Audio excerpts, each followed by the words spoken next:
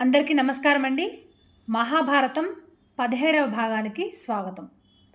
యుధిష్ఠిరుడు జన్మించాక కొంతకాలం గడిచింది. తనకి మరొక పుత్రుణ్ణి ఇమ్మని పాండువు కుంతిని కోరాడు. ప్రియే, క్షత్రియుడికి శారీరక బలమే ప్రధానమైనది. బలహీనుణ్ణి క్షత్రియుడిగా పరిగణించరు. మన వంశప్రతిష్ఠ ఇనుమడింపజేసేవాడు, మనకి శాశ్వతమైన కీర్తి లభించేలా చేయగలవాడు, లోకంలో సాటిలేని బలవంతుడు అయ్యే కుమారుణ్ణి నాకు కలిగించు. యజ్ఞాలన్నిటిలోనూ అశ్వమేధ యాగం గొప్పది. తేజోవంతులందరిలోనూ సూర్యుడు శ్రేష్ఠుడు. అలాగే దేవతలందరిలోనూ వాయుదేవుడు అత్యంత బలవంతుడు. అందువలన ఈ మారు నీ మంత్రశక్తితో వాయుదేవుణ్ణి ఆవాహన చేయి. భూలోకంలో ఉన్న బలవంతులందరిలోనూ శ్రేష్ఠుడయ్యే కుమారుణ్ణి మనకిమ్మని ఆ దేవుణ్ణి కోరు అన్నాడు. భర్త ఆదేశం కాదనలేని సాధ్వి కుంతి మరొకసారి నియమానుసారం పూజలు చేసింది. వాయుదేవుణ్ణి ఉద్దేశించి మంత్రోచ్చారణ ప్రారంభించింది. ఆమె ఏకాగ్ర చిత్తంతో మంత్రోచ్చారణ చేస్తోంది. వాయుదేవుడి వాహనం లేడి. కుంతి చెప్పిస్తున్న మంత్రానికి వసుడై వాయుదేవుడు లేడిని అధిరోహించి కుంతి ఉన్న చోటికి వచ్చాడు. కుంతి, నువ్వేం కోరుకుంటున్నావో చెప్పు, నీ కోరిక తీరుస్తాను అన్నాడు. మనస్సులోని మాట చెప్పడానికి కుంతి సహజంగానే సిగ్గుపడింది. అయినా భర్త ఆదేశం పాటించాలి గనుక, మంత్రం జపించాక దాని ఫలితం పొంది తీరాలి గనుక ఇలా అంది. సురశ్రేష్ఠ, సాటిలేని బలవంతుడు, మహాకాయుడు, సమస్త శత్రువుల గర్వాన్ని అణిచివేయగల పరాక్రమశాలి అయిన కుమారుణ్ణి నాకు ప్రసాదించు. వాయుదేవుడి అనుగ్రహం వలన ఆమెకు అమిత శక్తివంతుడు, వజ్రకాయుడు అయిన కుమారుడు జన్మించాడు. త్రయోదశి తిథిలో చంద్రుడు ముఖా నక్షత్రంతో కూడి ఉండగా, బృహస్పతి సింహలగ్నంలో ఉండగా, సూర్యుడు ఆకాశ మధ్యలో తీక్షణమైన తేజస్సుతో వెలిగిపోతూ ఉన్న సమయంలో మైత్ర ముహూర్తంలో ఆ బిడ్డ జన్మించాడు. ఆకాశవాణి, ఈ బిడ్డ లోకంలో ఉన్న బలవంతులందరిలోనూ శ్రేష్ఠుడవుతాడు అంది. ఆ బిడ్డ ఇంకా రోజుల శిశువుగా ఉండగానే ఒక అద్భుతం జరిగింది. ప్రసవమైన 10వ రోజున కుంతి పసిబిడ్డతో తమ కుటీరానికి సమీపంలో ఉన్న సరస్సుకి వెళ్ళింది. తాను స్నానం చేసి బిడ్డకి స్నానం చేయించింది.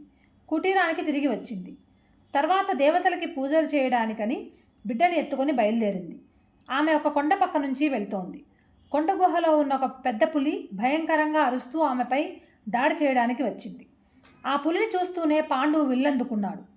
3 పదునైన బాణాలు ప్రయోగించి పులిని చంపి భార్యని బిడ్డని కాపాడాడు. ఈలోపుగా పులిగర్జన విన్న కుంతి ఉలికిపడింది. బిడ్డ ఆమె చేతి నుంచి జారి కింద పడ్డాడు. ఆ బిడ్డ ఒక కఠిన శిలపై పడ్డాడు.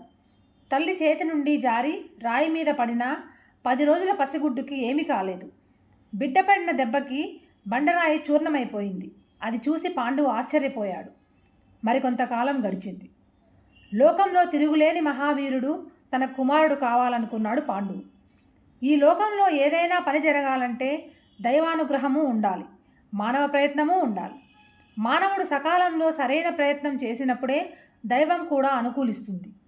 దేవేంద్రుడు మహాశక్తి సంపన్నుడు, బలంలోనూ ఉత్సాహంలోనూ సాటి లేనివాడు. అతడి గురించి తపస్సు చేసి అతన్ని ప్రసన్నుని చేసుకుంటాను. అతడి అనుగ్రహంతో మానవుల్లోనే కాదు, ఇతరులలో కూడా సాటిలేని మేటి వీరుని కుమారుడుగా పొందుతాను అనుకున్నాడు.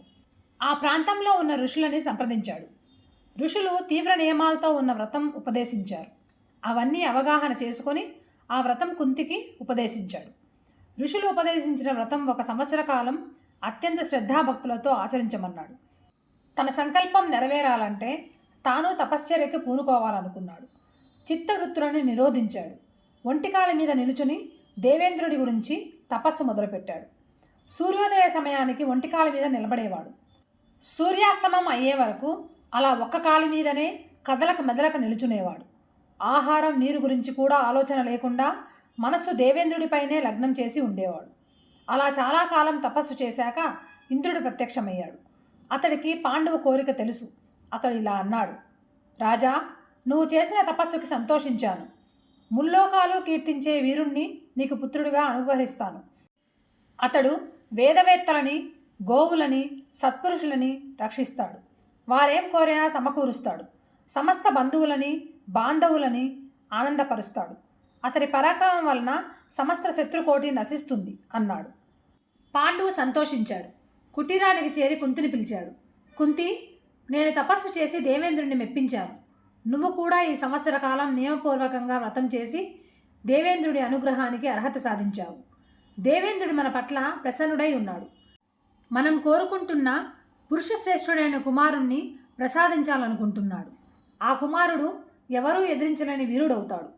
మానవాతీతమైన కార్యాలు సాధిస్తాడు. నీతిజ్ఞుడవుతాడు.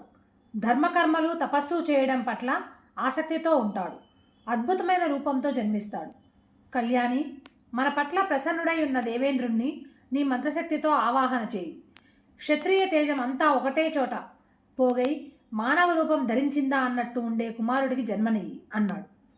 కుంతి భర్త ఆదేశం పాటించింది. దుర్వాసుడు చెప్పిన విధి విధానాలు పాటించి ఇంద్రుణ్ణి ఉద్దేశించి మంత్రోచ్చారణ ప్రారంభించింది. దేవేంద్రుడి అనుగ్రహం వలన ఆమెకు కుమారుడు కలిగాడు. ఆ కుమారుడు ఫాల్గుణ మాసంలో పూర్వ ఫాల్గుని ఉత్తర ఫాల్గుని నక్షత్రాల సంధిలో జన్మించాడు. అందుచేత అతన్ని ఫల్గునుడు అనేవారు. అతడు పుట్టగానే అశరీరవాణి కుంతికి, పాండువుకి, ఇతర ఋషులకి వినబడేలా అతి గంభీర స్వరంతో ఇలా అంది. కుంతి భోజకుమారి, ఈ నీ కుమారుడు కార్తవీర్యార్జునుడితో సమానమైన తేజోవంతుడు, పరమశివుడితో సమానమైన పరాక్రమవంతుడు, దేవేంద్రుడిలా అజేయుడు అవుతాడు.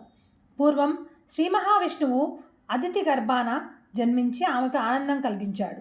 అలాగే నీ గర్భాన జన్మించిన ఈ కుమారుడు కూడా ఆనందం చేకూరుస్తాడు. ఇతడెంతటి వీరుడో చెప్తాను విను. ఇతడి సహాయంతో అగ్నిభట్టారకుడు ప్రసిద్ధమైన ఖాండవ వనాన్ని పూర్తిగా దహించగలుగుతాడు. ఆ శిశువు జన్మించగానే అతన్ని ఆశీర్వదించడానికి ఆకాశం నుంచి పుష్పవర్షం కురిసింది. దేవదుందుబులు మోగాయి. మహర్షులందరూ మంగళకరమైన మంత్రాలు చదివారు. గంధర్వులు ఆనందంతో పాడారు. అప్సరసలు నాట్యం చేశారు. మరికొంతకాలం గడిచింది. ఇంకా కొందరు పుత్రులు కావాలని పాండువుకి కోరిక కలిగింది.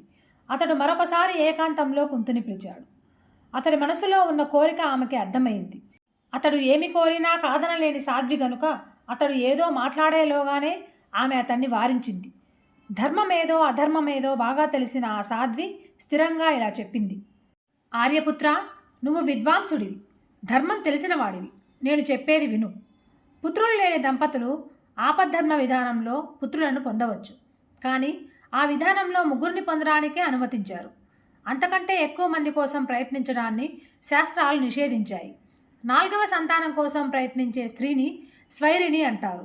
స్వైరిణి అంటే నీతి నియమాలు పట్టించుకోకుండా స్వేచ్ఛగా ప్రవర్తించేది. 5వ పుత్రుడి కోసం ఆపద్ధర్మ విధానంలో ప్రయత్నించే స్త్రీని బంధకి అంటారు.